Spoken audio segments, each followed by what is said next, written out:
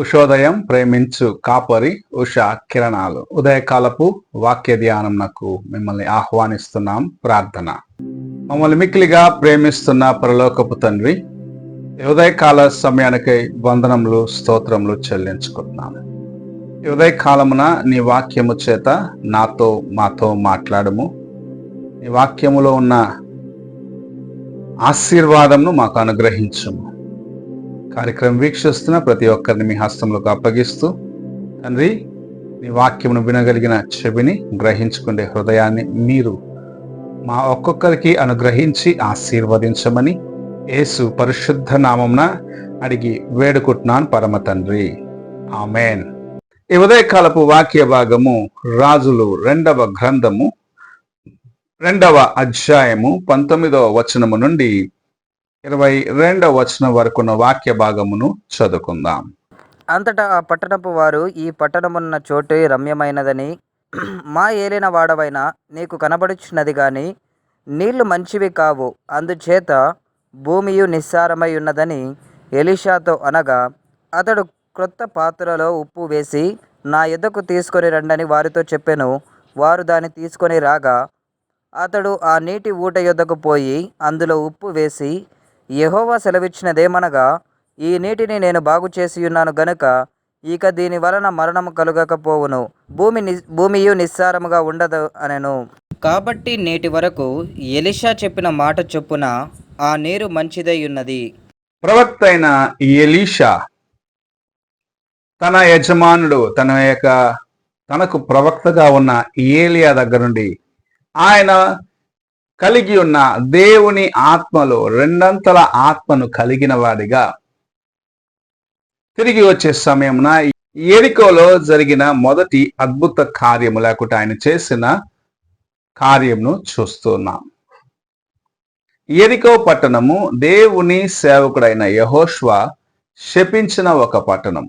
దానిని కట్టేదానికి ప్రయత్నించిన వారి యొక్క మొదటి కుమారుడు చివరి కుమారుడు చనిపోతాడు అని దేవుని సేవకుడైన యెహోషువ ప్రకటించిన రీతిగా ఆ పట్టణమును పునర్నిర్మాణించే సమయమున జరిగినది. ఇప్పుడు ఆ పట్టణములో ఉన్నవారు ఆ పట్టణంలో అన్ని సౌఖ్యముగా ఉన్నాయని ఆనందించినప్పటికీ ఆ ఊరిలో ఉన్న నీటి యొక్క సంగతిని మనము చూసినట్లయితే అవి పాడైపోయినాయి. ఆ నీళ్లు వారికి ఆశీర్వాదకరముగా లేదు, వారి యొక్క జీవితములకు అది మేలుగా లేదనేది మనము చూడగలము. ఈ దినములో నీకు అనేకమైన ఆశీర్వాదములు ఉండొచ్చు, నీవు భద్రమైన ఒక పరిస్థితిలో ఉండవచ్చు, నీ చుట్టూ మంచి కోట ఉండవచ్చు, నీకు సహాయము చేసేవారు ఉండవచ్చు, కానీ నీలో దేవుని యొక్క జీవము, దేవుని యొక్క జీవ జలము లేకపోతే, నీలో ఉన్న జలము అనగా అపవాది తన యొక్క నీటిని నీలో పోసినప్పుడు అది నీకు శాపగ్రస్తముగానే ఉంటది. ఎందుకంటే అపవాది యొక్క కార్యములు లోకానుసారమైనవి, శరీరానుసారమైనవి, అవి నీ జీవితమును పాడు చేసేవిగా ఉన్నావని గ్రహించుకోవాలి.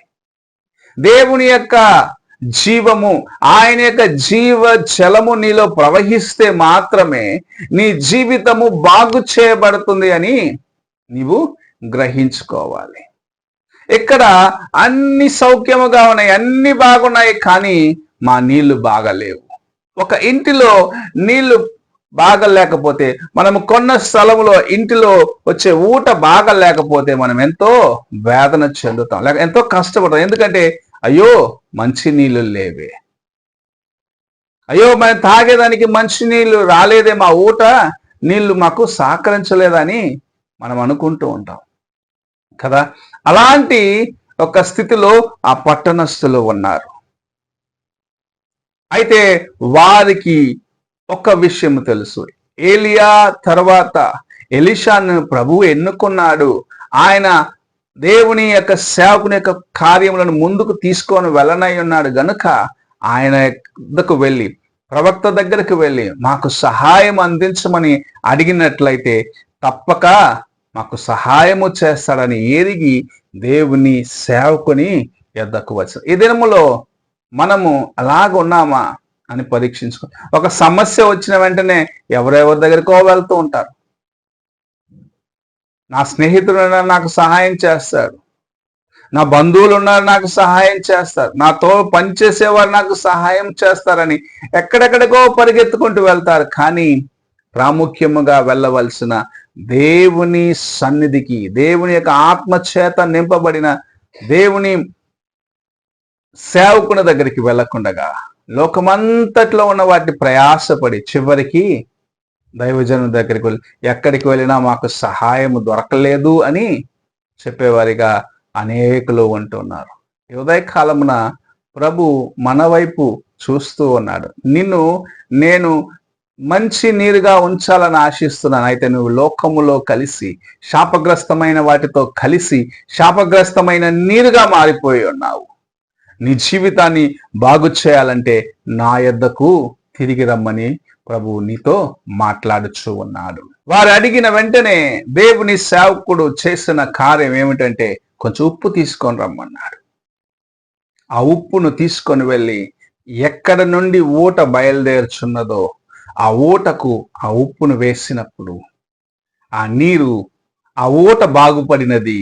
ఆ ఊరి వారికి, ఎరికో పట్టణస్థులకు అవి ఆశీర్వాదకరముగా ఉప్పులో ఉన్న ప్రత్యేకత మనకు బాగా తెలుసు. అది ఒక వస్తువును పాడవకుండా కాపాడగలిగినది.